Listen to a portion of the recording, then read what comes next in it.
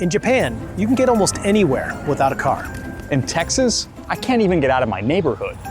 Almost half of Americans have no access to public transportation. Many of us have unreliable access. Buses that skip our streets, or train lines on the other side of town, which can mean missed job opportunities, higher costs, and isolation. Meanwhile, Japan is about to launch trains that fly. If you live in a suburb or even a mid-sized city, you may have taken a moment to wonder, why do some places offer public transportation while others just don't? And can US cities change how we all get around?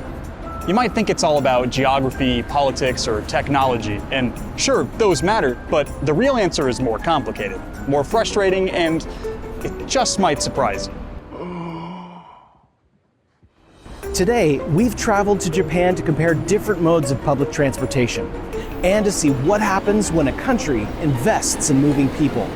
It's time to think differently about public transportation in the US and across the world. It's time to think bigger.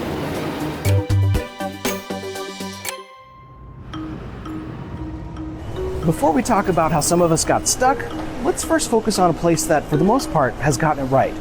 Japan is an innovator when it comes to public transportation. It has over 50 railway lines that crisscross the whole country. Buses for both short and long distances. But you can also catch a taxi, electric bus, cable car, funicular, subway, or even a ferry. Its busiest station, Shinjuku Station in Tokyo, holds a world record with about 3 million passengers every day. That's like 5 times more than New York's Penn Station. Rail travel surpasses not just the United States, but also Western Europe. In fact, Japan has 45 of the 50 busiest train stations in the world, including the top 10. Well, I missed the train, but there'll be another one in a couple minutes. How did Japan get here? Well, in the last century, they prioritized public transportation. Let's get on board to discover how the train system became a shining example of innovation. This is a bullet train, one of many that make up Japan's Shinkansen system. With a top speed of over 320 kilometers per hour, that's 199 miles per hour for you Americans. These trains move over 432,000 people every day across the country. Born during Japan's reconstruction after World War II, the bullet train was developed to showcase the country's growing technological power. The first bullet train ran in 1964, connecting Tokyo and Osaka. Now it connects most of the country's major cities. But Japan didn't just stop at one kind of train. It has rolled out over a dozen different models since the 1960s, and these trains have become faster, smoother, and more earthquake-proof, which, if you're a country that's on the Ring of Fire, is pretty important.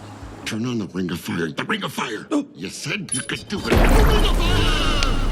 Now, we're on the cusp of even more train innovation from Japan, with a whole new system of trains that fly. It's the Maglev system, and it's in development now. What is Maglev? Imagine a train suspended on tracks not with wheels, but with magnets. The train doesn't touch the tracks, which means no friction to slow it down. Some of you may have already ridden on a Maglev train. They've been around since the last century in Germany, China, the UK, and more. But they've all been single-line shuttles or other simpler systems, usually low speed. What makes Japan's system different? It's a planned high-speed system to replace existing popular rail lines in the country. So, how will this change travel in Japan?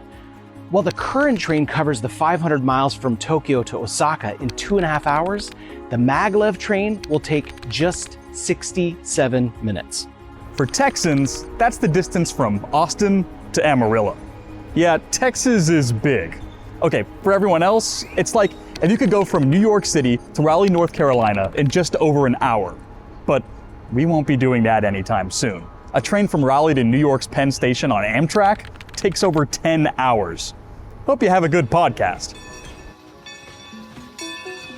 Once upon a time, the US had more trains, more trolleys, more public transportation, but then we went in a different direction. How did we get here?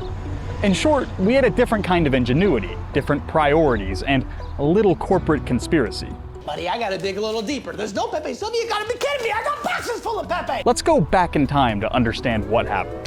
In the early 20th century, Ransom Olds and Henry Ford developed assembly lines that produced cars at top speed. Suddenly, there was a huge boom in cars, and the car makers needed people to buy them. This may have been an easier sell in more rural areas where people had farther to travel, to markets or nearby towns. But that wasn't where all the potential buyers were. And the people in the city, many of them had trains and trolleys. Washington, D.C., Cleveland, Ohio, Portland, Oregon, and of course, San Francisco. Austin's trolley system used to go right here, down Congress. In fact, that's the old station. Here's where the conspiracy comes in. By the 1930s and 40s, many of these systems were decades old and falling into disrepair. Many cities phased out their trolley systems intentionally, but others were helped along.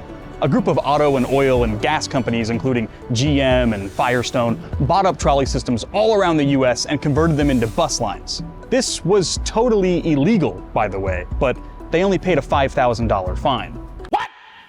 Austin's last trolley ran in 1940, and its tracks were pulled up and reused for materials in World War II.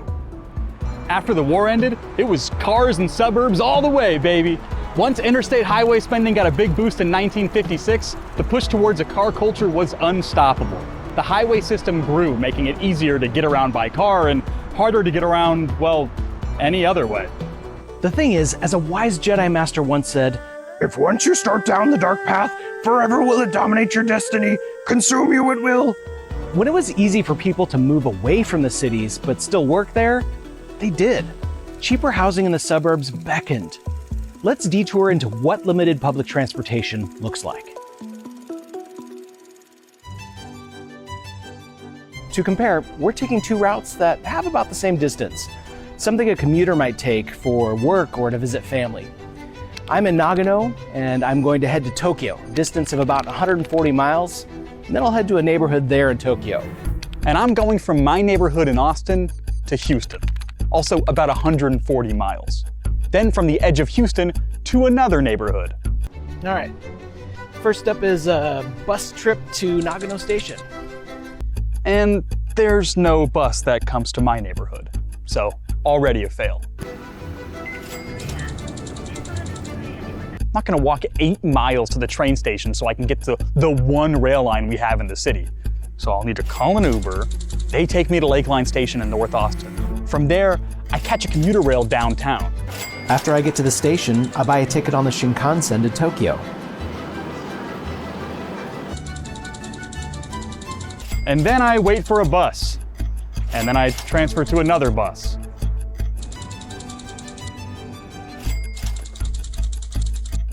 After arriving at Tokyo Station, I transfer to the subway for the rest of the way.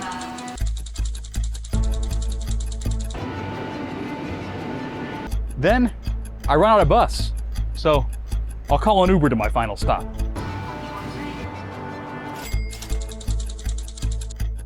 And I'm here. I've arrived. Total time, 2 hours and 40 minutes. Every step, connected. Super easy. And mine took a lot longer. And without a car or rideshare, I'm probably not making this trip at all. If you don't have a car, you'd better have a friend with one, or a flexible job, or a lot of Audible credits. This is the worst. Same distance, two countries. One built for people, the other built for cars. This is just one comparison. Depending on where you live, it could either be a lot better or it could be a lot worse. So how do we fix it? And why is it such a challenge to build public transportation, especially in the US?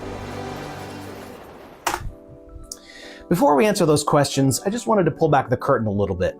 At Think Bigger, we're a small team of writers, researchers, producers, and filmmakers making these videos on the internet for free. We, of course, have to fight the algorithm to try to make content that can be, hopefully one day, seen by a lot of people.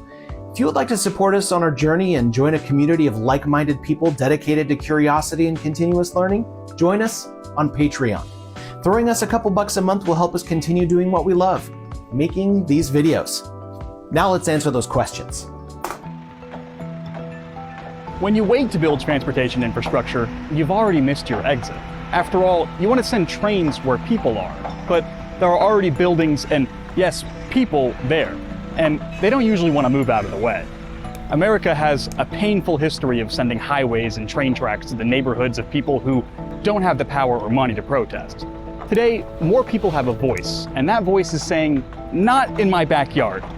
There are other issues. Building anything new costs money, and the taxpayer has to foot the bill, something we usually don't like to do.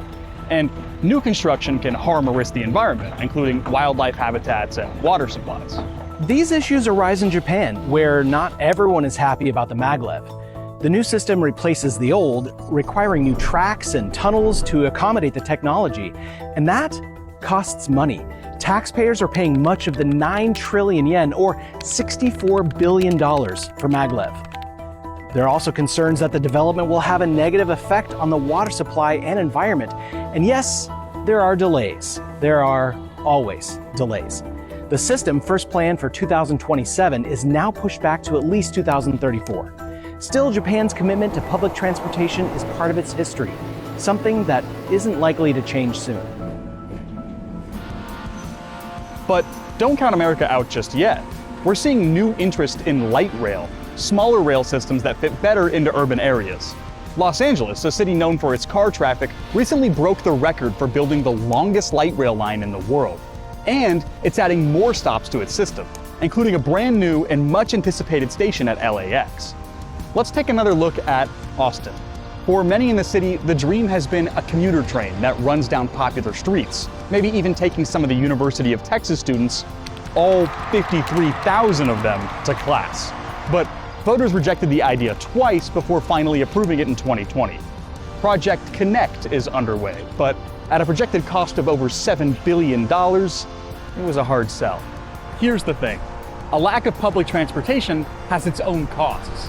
Cars are expensive to buy and operate. Car owners are dependent on the price and availability of gas, which can fluctuate for many reasons. Car traffic adds poisonous emissions to the air. And car accidents kill tens of thousands of people in the United States every year. And if you don't have a car, you can be vulnerable fast. Young people, older people, people with disabilities, and people who simply can't afford cars suddenly find themselves cut off from work in their communities. Public transportation allows all kinds of people to get to where they need to go. It's for the greater good.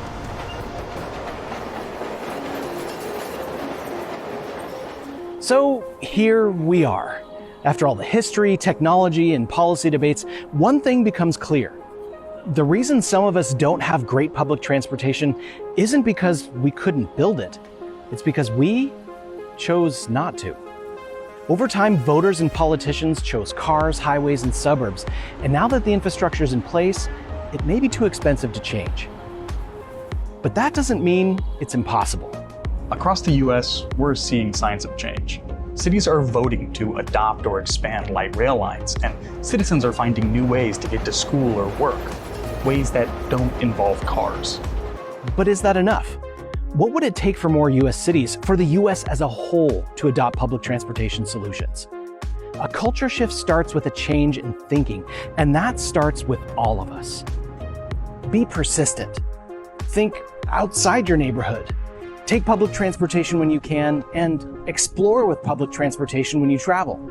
Support groups that are looking to expand public transportation into your neighborhood, and look towards systems that are supporting the most people, especially those who need it most.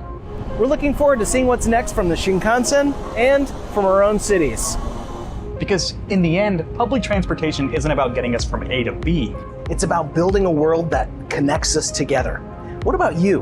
What changes would you like to see in your neck of the woods? Let us know in the comments. And if you like this video, help us battle the algorithm. Go ahead and give us a like. And if you want to follow us on our journey of discovery, go ahead and subscribe as well.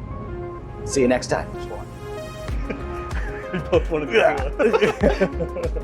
I'm traveling from Nagano to Tokyo. Are we in Nagano, right? Yes. Adopt. For some reason, I want to say expand first, and then it throws everything off. You're trying to make me laugh while I'm trying to